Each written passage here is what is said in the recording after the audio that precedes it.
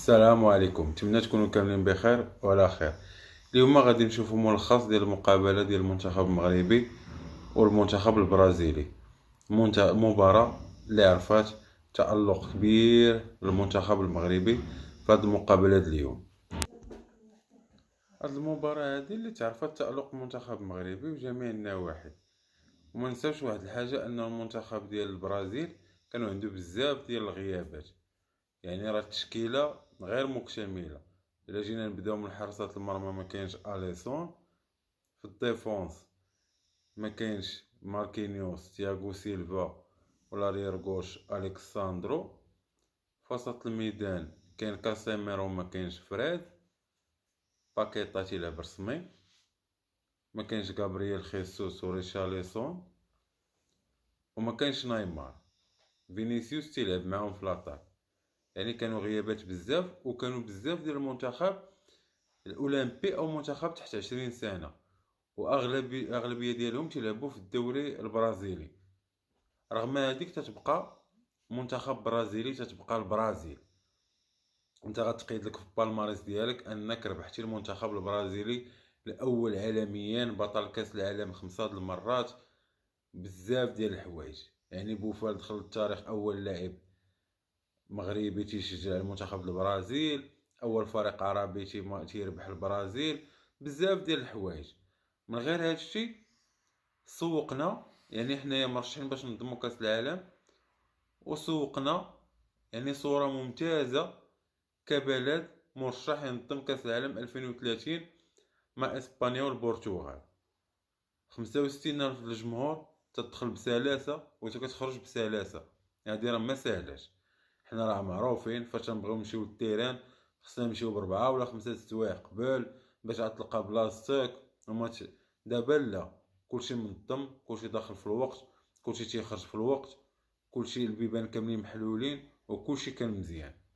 تاني حاجه التصوير. يعني التصوير كان في المستوى، اخراج ديال القناه الرياضيه كان في الطوب ديال الطوب. يعني شفنا، يعني راه تقريبا اكثر من 20 كاميرا اللي كانت في الملعب، وشفنا هذيك الكاميرا سبايدر كيفاش تعطي جماليه من الفوق بلا التصاور ديال الدرون اللي تيكونوا من الفوق. يعني كان اخراج في المستوى زائد. يعني باش تحسب بحال تنقولوا حنا فاش كنا تنتفرجوا، ما كانش يبان ماتش ودي. انا كتجيب لي ماتش اوفيسيال، مع زادوها الفار، وكان الضرب وكانت الجرينتا، اللهم بارك امراه بتصلح ليا في بنادم. يعني كان ماتش اوفيسيال.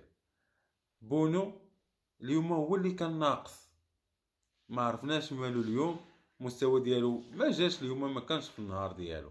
اليوم كانوا عنده اخطاء كثيره، وما كانش في النهار ديالو. دار الفلطه الاولى، دار الفلطه الثانيه، وما تعاقبش، ودار وحده وجاب الله كانت اورجو. ولكن في كره كاسيميرو ما لقاش اللي يعتقو.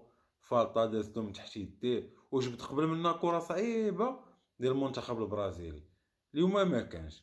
والحاجه الوحيده اللي عجبتني في المنتخب المغربي اليوم هو انه قدر يدير رد الفعل بعد ما تسجلوا اصابه ديال التعادل. يعني المغرب دوز واحد المرحله ديال الفراغ، وموراها قدر يدير رد الفعل مور ما تشجع عليه التعادل. وزائد واحد الحاجه هما التغييرات ديال المدرب، كانوا في المستوى وعطاو دفعه المنتخب المغربي. لا تغييرات في وسط الميدان ولا تغييرات الدفاعيه. وبالخصوص عطيت الله اللي تيعطي فوق ما كيدخل تيعطي اشارات بانه لاعب ديال المنتخب الوطني، ولما لا يلعب كتيتولير في المقابلات. يعني فوق ما تيدخل من المونديال ودابا تيكونفيرمي بانه يستاهل يلعب رسمي مع المنتخب الوطني، وما كتنقصش القيمه ديالو على باقي اللاعبين. واخا عندنا حكيمي وعندنا مزراوي ما كاينش بحالهم، ولكن تعطيت الله بدا تيفرض الراس دي يعني بقى تيفرض النفس ديالو على المنتخب الوطني. واليوم كان كلشي جميل في ليله رمضانيه زوينه، انتصار للتاريخ، ثنائيه جميله. كلشي كان اليوم كما تنقولوا سون فوت. اليوم كان كلشي زوين في هذه المقابله هذه. مبروك علينا. وهذا ميساج لاي واحد باغي ينافسنا في 2025، وميساج لكاع الدول اللي مرشحين معانا في كأس العالم 2030. وكان هذا هو الفيديو ديالنا، والسلام عليكم.